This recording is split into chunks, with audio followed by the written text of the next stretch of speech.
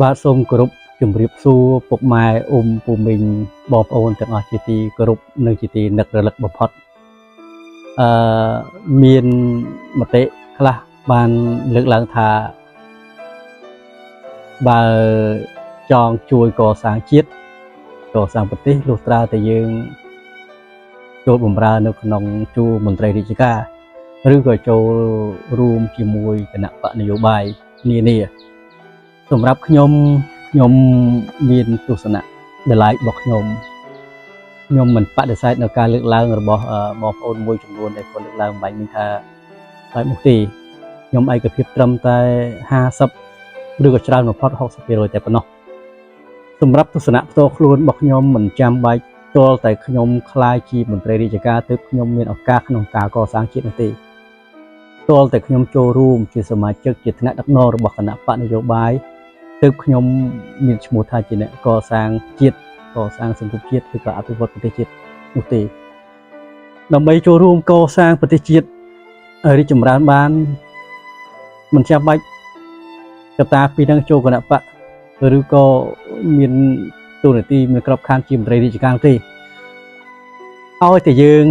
ប្រឹងប្រែងរកទទួលទានប្រកបទៅដោយសុចរិតត្រឹមត្រូវទៀងត្រង់ស្មោះត្រង់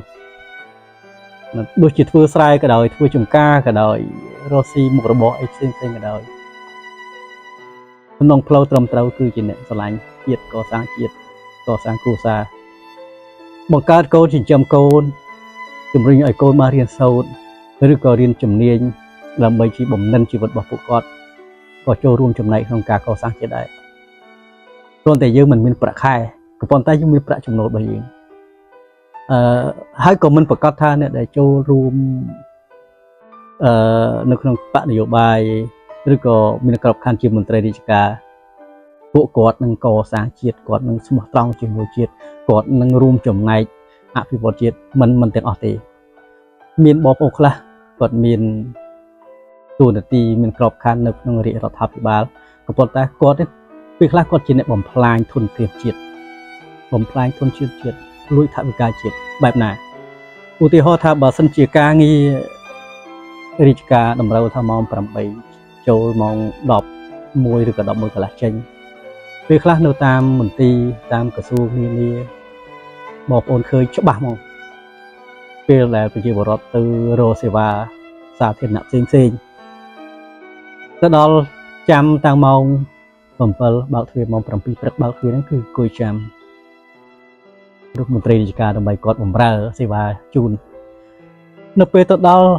រហូតដល់ចាំដល់ម៉ោង8កន្លះម៉ោង9រហូតដល់ម៉ោង9កន្លះគាត់នៅកាន់កាហ្វេដើរទៅដើរមក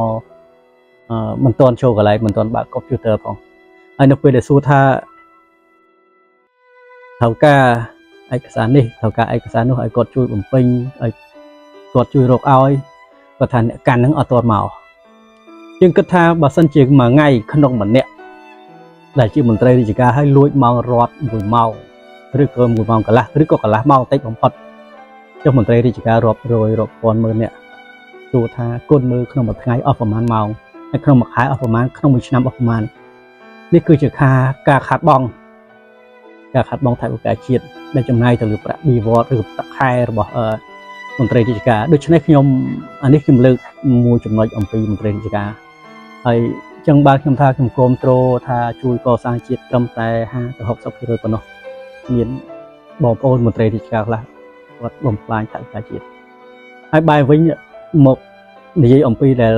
អស់លោកលោកស្រីបងប្អូនទាំងអស់ដែលមិនមែនជាមន្ត្រីរាជការហើយយើងក៏មានទូនាទីក្នុងការកសាងជាតិរបស់យើងដែរតាមរយៈការធ្វើខ្លួនយើងឲ្យក្លាយទៅជាពលរដ្ឋល្អជាមនុស្សល្អសម្រាប់សង្គមជាឪពុកល្អសម្រាប់កូនជាតាល្អសម្រាប់ចៅជាបងប្រុសល្អសម្រាប់បងប្អូនឬក៏ជាប្អូនប្រុសល្អសម្រាប់បងប្អូនជាកូនល្អរបស់ឪពុកម្ដាយយើងប្រឹងប្រែងរៀនសូត្រយើងប្រឹងប្រែងកសាងខ្លួនយើងកែលម្អជីវភាពយើងឲ្យប្រសើរឡើងហើយបណ្ដុះនូវវប្បធម៌ល្អដើម្បីឲ្យអ្នកផងគាត់យកគំរូតាមដូច្នេះខ្ញុំលើកតែប៉ុណ្្នឹងទេនឹងប៉ុន្តែឲ្យបងប្អូនពិចារណាបើសិនជាមានការខុសឆ្គងកន្លែងណាសូមអធិស្ឋានសូមអភ័យទោសហើយជាពិសេសគឺបងប្អូនដែលមានក្របខ័ណ្ឌជាមន្ត្រីរាជការសូមបងប្អូនអធិស្ឋានហើយលោកប៉ះពាល់ដល់បងប្អូនថា từ dưới màu rồiពីម៉ោងរៀងរាល់សប្តាហ៍ឬក៏រៀងរាល់ថ្ងៃអញ្ចឹងសូមអធិស្ឋានហើយក៏សូមគោរពលាសូមអរគុណ